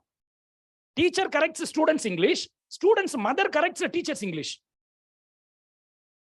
And immediately call comes to you as a principal. So the teacher is really caught. Balancing becomes a challenge. So that creates a tension. And teacher's motivation level, at home something happens, they have to come here and we tell them smile at the student with all the tension burden. She has to go and put an artificial smile in front of the child. So that becomes a challenge. And then home atmosphere and its impact. Unprepared students. Students who are not prepared, not ready for the class. Then again, that disturbs the teacher. Over expectations of the parents, schools, authorities, we expect, we want result, parents want result. And the child is not willing to put the result. Okay, then over interference, parents' expectation. Some parents are also over selfish. You would have experienced during COVID. Night at 10 o'clock, tired, you go to bed in the WhatsApp group, that time they have one message. Yeah, one lady told, sir, parents are so demanding. At least earlier, you know whom you are teaching in offline class. Online, what happened? You don't know who are all attending the whole class, your class.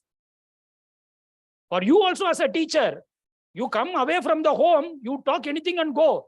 Now, when you sit at home and teach, your husband knows, oh, this is what you have been talking every day. But we are giving so many lectures here, finished. So, with all that, a teacher's wellness is a question mark. So, what we can do? This is a small survey. How people look at wellness or the mental health. Okay, so this is a survey to find out what is the percentage of people feel mental health is a priority. So in Mexico, only 8% feel, and in Sweden, 59% of the people feel, but in India, 27% of the people feel mental health is a priority. It's a small statistics I wanted to share with you. Then one more also, what happened post-COVID? Post-COVID, what are all the challenges people faced? Students, okay? Social isolation, 46% of the people. Increased anxiety, 45% of the people. Struggles and laziness, that's about 44. It keeps on going. And minimum 32% were loss of hope, sense of hopelessness. And especially in today's context, many children are feeling that, that peer pressure. Peer pressure is very high among, and bullying, cyberbullying. I'm sure you have the cases. Yeah, cyberbullying happens. Teachers get bullied. Simply a fake Instagram account on the name of the teacher is started. Everybody writes nonsense on that. Okay, and there are some students can close the career of the teachers. There are so many things that can happen if we are not enough properly taking care of these things. Now, what are the sum of the causes? Now, I talked about teachers. Now, let's come to the students. What are the causes of poor wellness of students? First one, poor parenting. Today, parenting, many people, they don't know how to parent. Or whatever I missed, I try to give to my children. That's what happened. No, most of us, parents, money was a problem when we grew up. So we give money, everything you give. But today's children, except money, everything is a problem. So what happens? How do we balance? So poor parenting, over expectation of the parents as well as the teachers. That becomes a challenge.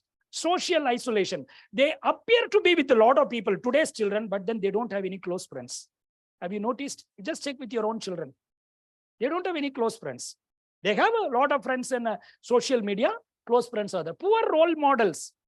When parents themselves are into a lot of issues, what role model can they provide? And excessive screen time, excessive screen time. Yesterday, somebody was sharing, no? People, laptop, TV, mobile, only these three. Without that, they cannot do anything. So it's become so addictive, they don't find any meaning without screen time. Then peer pressure. So I put only few things. Okay. What is it?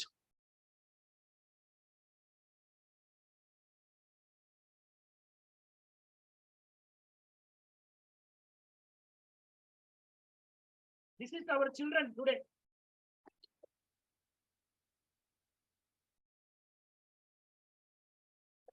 What is it? Yes. They appear to be something they are not. Inflated self-esteem or balloon self-esteem, we call it. Appear to be something which they are some, originality is something, they try to be something. Neither they are sincere there, nor they are genuine here. That's one major problem. What is this? Today, lack of resources is not a problem, dear friends. Resources are plenty, but people don't know how to make use of the resources. Suppose you ask this person, what do you want? What he will say? Give me a few more ladders. I want to look at the other side. Okay, what he wants is not more ladders. What he needs is knowing how to use one ladder. That's exactly context that we have in today's children. Lack of resource is not at all a problem. Availability is not a problem. Accessibility, all that is there. People get, just you see, if you have an adolescent child at home, give a TV remote and just watch him for 10 minutes.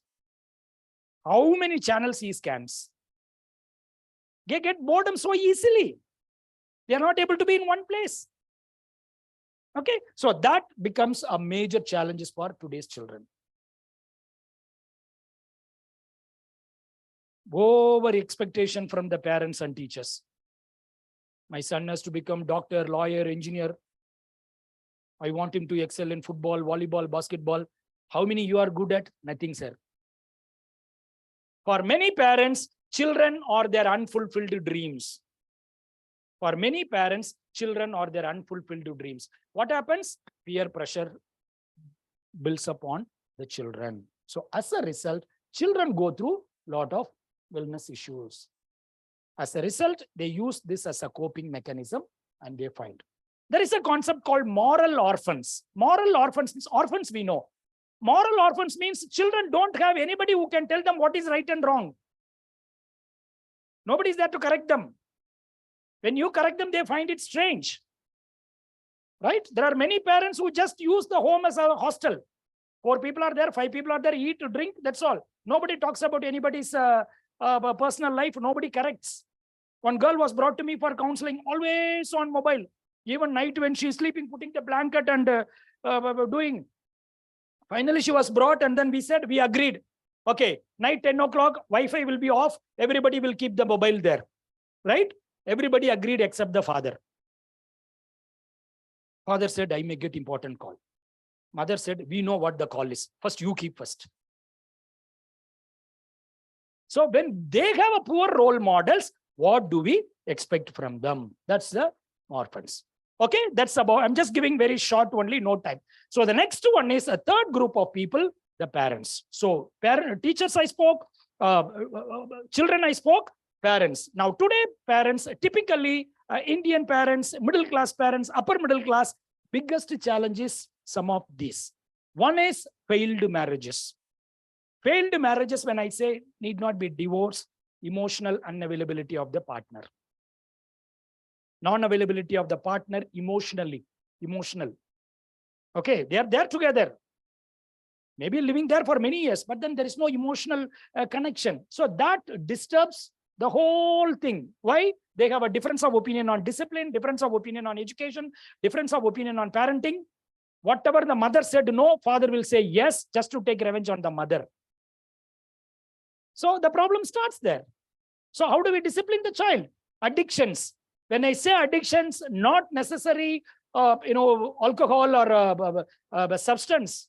Mobile phone, Android. That's why we say today more people are addicted to Android than alcohol. Right? Social media, YouTube, WhatsApp.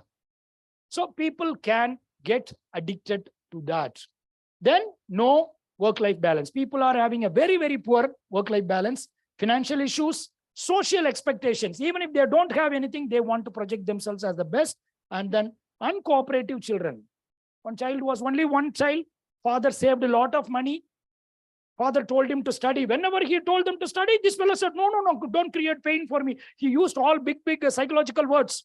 You are giving me emotional torture, abuse, all that. So parents kept quiet because only child. Results came just average. He's telling only 2 words. Sorry, daddy. Sorry, mummy. Now father is asking me sitting in the session, what will I do with this fellow? Sorry now. When I told him, he created a big issue as if I don't know how to parent. So that really affects the mental health of the parents today, especially adolescent children. That's why we say small children are headache, adolescent children are heartache. Becomes a big heartache. You cannot do anything. What will you do with them? Your own children. Okay. So when children become uncooperative, that becomes the wellness issue for the parents. So it is with this context that we are talking about wellness. You understood, dear friends? It is not an ordinary issue. Wellness has to be a priority. Wellness has to be a priority. Why? The primary stakeholders are affected. If primary stakeholders are not with you, any effort you put, it is a waste. It's not going to bear fruit. It's like a climbing 2 steps forward and then going back 1 step. So where do we reach? As a result, we as principals and head of the institution should plan the priority. The first one, we are getting into the third part, the intervention part of it. First one, teacher's wellness is directly contributes to the learner's wellness. Please remember that. A teacher can make or break the institution. The only thing is teacher has to decide. He can build the institution or bulldoze the institution. So create teacher's wellness a top priority, and a satisfied teacher is a happy teacher, and a happy teacher creates happy classrooms.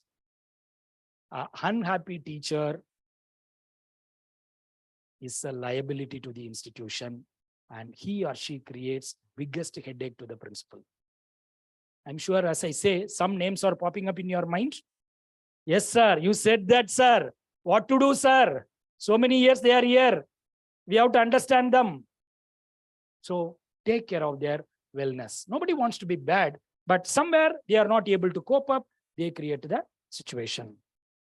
Okay, so how do we design wellness program for the teachers? First one, weekly wellness hours. My suggestions. 1 week in a day, 1 day in a week, plan for 1 wellness hour. Either you or somebody can create a wellness sessions. Create a culture of self-care. People have a self-care. People should be, send them proper time to sleep, eat. That self-care is very important. Create supportive systems and guidelines when somebody is not well.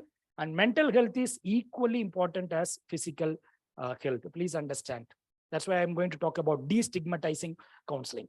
Access to wellness, counselor. Okay, how do we use the counselor in the schools? I don't know what do these counselors do. And counseling has become like one negative term. Study well, otherwise I send to counselor. Counselor should be an approachable person where, and and design work-life balance strategies. Work-life balance strategies you should have. Okay, in fact, corporates, many organizations have already started talking about stress management policies where we are giving them consultancy. We are working out a policy on stress management. How do we design? Focus on family wellness, family wellness. Why? If a teacher is happy at home, he is bound to be happy here. If he is happy here, we don't know. That doesn't guarantee happiness at home. So therefore, create happy teachers who are, when they are happy at home, definitely they will contribute to this thing. And when you design, go for a proper, don't cost cut on the wellness. You get people for every rate. See, somebody has drawn. They are charging less, but this is what you will get. So go for, don't compromise on the quality, on the wellness. Wellness should be the top priority. Okay, now this is a book that I wanted to introduce you. Have you heard about Simon Sinek? His book on, the why teacher, or start with why. Anyway, this book I'm going to give it to one participant here today, the one most active participant. Okay, whoever is taking active participant. No, yes, brother. Yes. No raising hand. Based on the poll, we will decide. Okay, so because it's a very powerful book, I want you to read, and please give a lot of books as a gift. Start that culture. Okay, this is the only gift that we can open every day. Okay, give a lot. Your children also, give them a lot of books. Start presenting the books as a gifts. Okay, he talks about 3 types of people, teachers. First one, some people know what to do. Okay, you know as a principal what to do. Some smart people, you know how to do. I have to go there, but I know how to do it better. Only few people know why they are doing it. So he says, when you know the why of what you are doing, how to do and what to do becomes easy. Very simple message, very powerful. Okay, so he says any program, especially wellness program, know the why behind it. Why behind it? Because when you start with why, all the other things becomes easy, and that really adds value to your institution. Now, since there are principles, I also thought another small theory I'll talk about, John C. Maxwell's theory on leadership. Okay, he talks about 5 stages of a leader. Okay, and 5 levels. The first one, you talk only about your position. You are worried about your rights. I'll go fast. Second one, you reach a stage only you give permission to people, what they want to do. Third one, you allow them to produce. That means they are given little more freedom. Then you focus on people development. And finally, they reach a pinnacle. And when you reach a pinnacle, you get only respect. Many a times people are not leaving this position. The simple message is give up to go up. When you give up this, you go here. When you give up this, you go here. When you give up this, you go here. Okay, so I'm just moving fast. Okay, final stage, some tips for maintaining a healthy wellness program, whether it is for your teachers or for your parents or for your students and for youth. Prayer is one of the best methods, whichever religion you may have. I'm not talking about any religion, prayer. Okay, even atheists, they believe in themselves, that's a prayer. They believe in some supernatural power. Prayer, prayer, prayer. You pray. And you pray, but unfortunately, people are so much addicted to, do that. And don't worry about not necessary you have to pray in English. You pray in any language you want. One fellow prayed, God, you are nothing without me. Imagine going to hell without proper English. Don't have to go to hell because of your English. Okay, so pray in whichever language that you are comfortable. So prayer, okay, that's one. Second one, avoid gadgets. Gadgets. People today, even if they don't have a wife at home, they are not bothered. They want Wi-Fi at home. Okay. In a church, funeral, one fellow went and asked the pastor, what is the Wi-Fi password here? Pastor got angry. Respect the dead. This fellow went and asked, capital letter or small letter? He thought that is a Wi-Fi password. That's why a mother wrote, please provide Wi-Fi in my tomb so that my son will come there every day. Mother said, provide Wi-Fi in the cemetery near my tomb so that my son will come every day. People are so much addicted to internet. Okay, so wellness, you have to give it to it. Otherwise, we are not going to have wellness. Third one, walk, exercise. Physical activity has got a lot of connection. Walking is the most underestimated exercise. Walking is the most underestimated exercise. Okay, so minimum they say at least 20 minutes a day, 5 days you have to walk, minimum. But like one fellow doctor told, walk at least 2 kilometers every day. This fellow never came back. He's calling after 2 weeks, sir, I reached Hyderabad, can I come back? So do the exercise every day. Let it become part of your diet. Routine. If you want to have the healthy and wellness, have a routine. Anything. Without routine, nobody has ever achieved. Even children, easy to train them in routine. These are all simple steps, common sense ideas I am sharing. Anybody can follow. Anybody can follow. Okay? Routine. Everything have a routine. Without routine, don't do that. Okay? That should become part of your existence. Read. Leaders are readers are learners. So therefore, leaders are learners. Buy lot of books, gifts. Give lot of books for your teachers. Instead of giving so many other gifts for Christmas, Diwali, all that, give books. But to choose what you are giving book. How to manage a bad boss, don't give. They are already creating a confusion there. So read a lot of books because reading has proved to be the best method, because when you read, you think positive. When you think positive, you don't speak ill of others. So many other problems can be solved. Okay, right. And destigmatize counseling, mental health. In your institutions, going to a counselor should not be like something bad.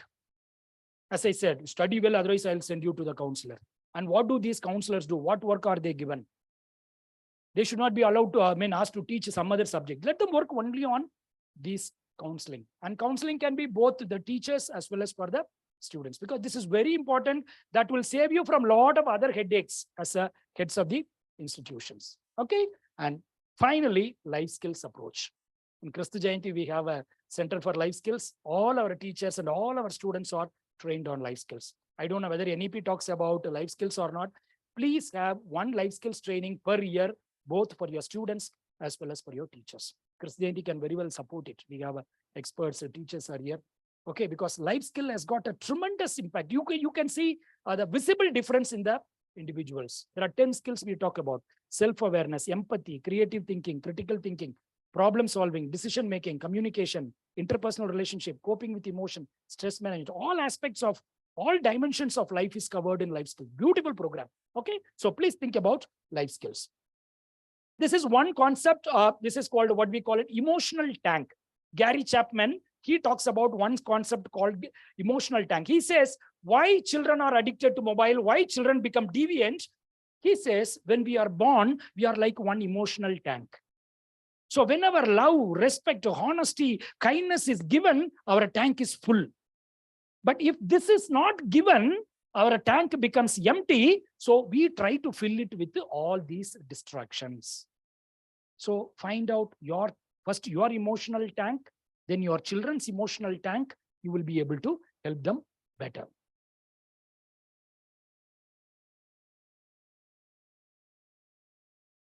Feedback. How do you give feedback to the students? That's very important for their wellness. Right? In one school, a child was brought, LKG. Sister said, hello, welcome, angel, cute angel, admitted. First, second year, 10th standard came. That child became notorious. She became a troublesome for the teachers and the principal. Called to the parents, come. Take your child out. She's a devil. Mother said, stop. Few years before when I brought, you said angel. Now you are saying a devil. She's studying in this school only. Who converted her from angel to devil? They are with us. I have not put in another school. How did the child angel become devil? So punishment doesn't help. Discipline helps. Discipline is forward, punishment is backward. I'm just moving fast. Okay. Develop a strong sense of humor. Humor is one tool that you can use, but at what cost you have to take care. Humor should never be on other people's cost, only on your cost. Only when you do that, your humor helps. And humor, develop a culture of, humor, not rumor in your organizations. That really helps. And have a realistic expectation of your children and students. As your parent, your son is asking for a new mobile phone. He's getting only 40% now. You get 90, I will buy. He will say, Amma, you tell you will not buy mobile. I will accept. Don't put unreasonable expectations. It's not going to work. Okay, so please be very, very realistic in your expectations. So have some sessions for your parents. Okay, we call it an emotional first aid, psychological first aid. First, look, then listen to them, then link them with the correct help. This we call it a WHO model, 3L approach. Okay, plan for parenting sessions. Okay, and I forgot to tell about the reading the books. I remember in a Little Flower school, Brashajan school, every teacher is encouraged to read a book in a month. I don't know. So please encourage your teachers to read more and more books. And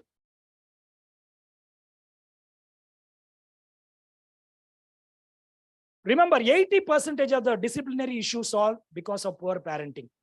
If parents do their role, your role is easy in the school. So therefore, best thing is to empower the parents. This is what I said. Gary Chapman's 5 love languages. How many of you are not yet married?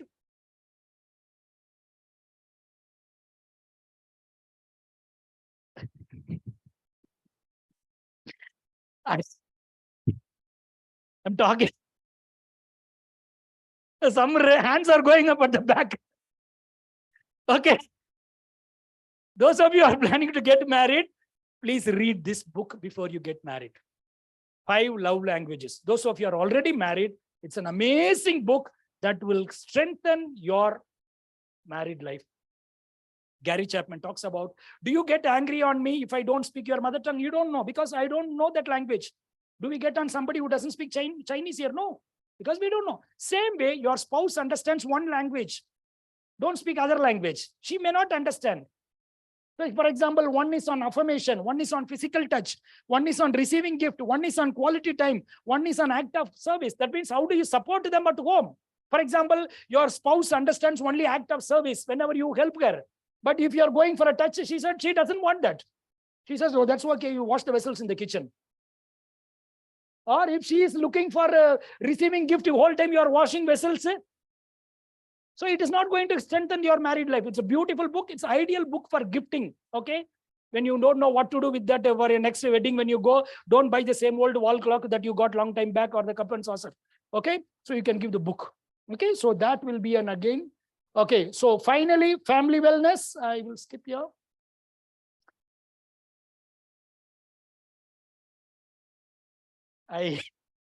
With that, I end. Sorry, I had to really rush. Okay, so great honor.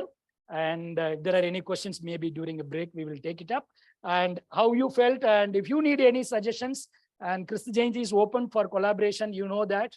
And we have already worked with some of your institutions, Montfort Brothers and some sisters. We would be very happy to work with the rest of the institution. Any support, anything that you feel that will make your teachers a better teachers, happy teachers, Kristu Jayanti is with you. Okay, thank you. All the best. Okay, this one book, whom shall we give? Who was more active? All self-nominating. Okay. Whom shall we give? Give sister? Shall we give to this sister? Sister. Okay. This sister? Okay. Sister.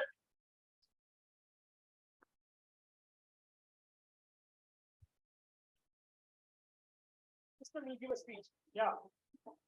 And I will ask a simple question. What is the name of the book I'm going to give you, sister?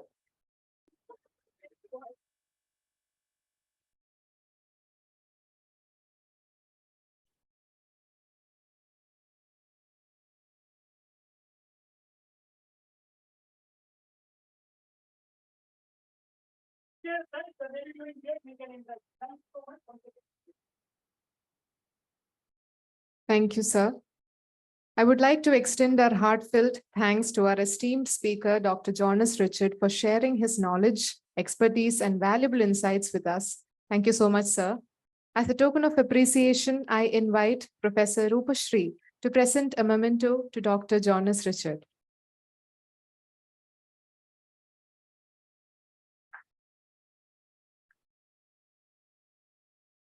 A warm note of gratitude to the participants for your active participation and engagement throughout the session. Your presence, questions, and feedback have made it memorable and meaningful. We will have a short tea break. Tea will be served in the pantry hall, and technical session 6 will be starting at 12:15. Thank you.